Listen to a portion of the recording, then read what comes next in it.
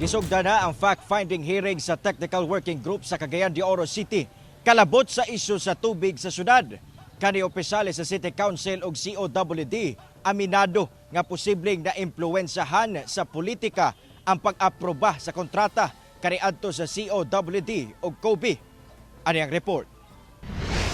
Adlong Martes, gisugdan ang fact-finding hearings sa Technical Working Group nga motuki sa joint venture contract tali COBE ug COWD. Usa sa tukion ang pagsugot sa kaning board of directors nga misulod sa kontrata nga misugot nga matag 3 ka tuig magpahangtam og increase si COBE sa water rate sa ginasupply nga tubig. Usa sa giimbitahan ang kanhi general manager sa COWD nga si Engineer Rachel Beha. Sa water district, I made it clear.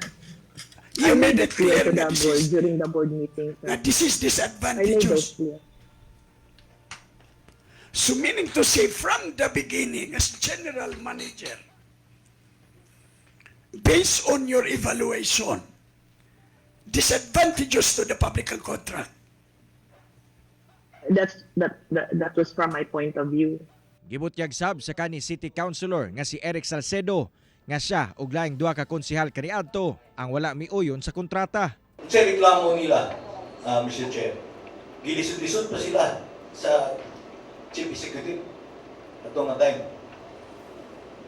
Kay dili sila gusto, ako nakita, na murag kontra gusto ang Chief Executive at nga time. Gibutyag sab sa kani Board of Directors sa COWD nga si Joel Valdelovar na aprobahan ang kontrata tungod na sunod kuno ang tanang gabayan nga gitagana sa balaod.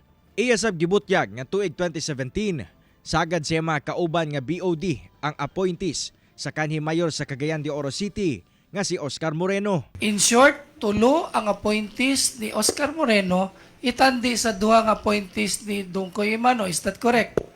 Yes. In short, majority ang appointees ni Oscar Moreno itandi sa appointees ni Dungkoy Imano. Yes or no? As of 2017, yes. Sa kabahin ni kanhi Mayor Oscar Moreno, pagpamulitika kuno kini batok kaniya. Tumutubo na nila Tyrell, no? Which is very unfortunate, no? Buhat-buhat nila ng istorya.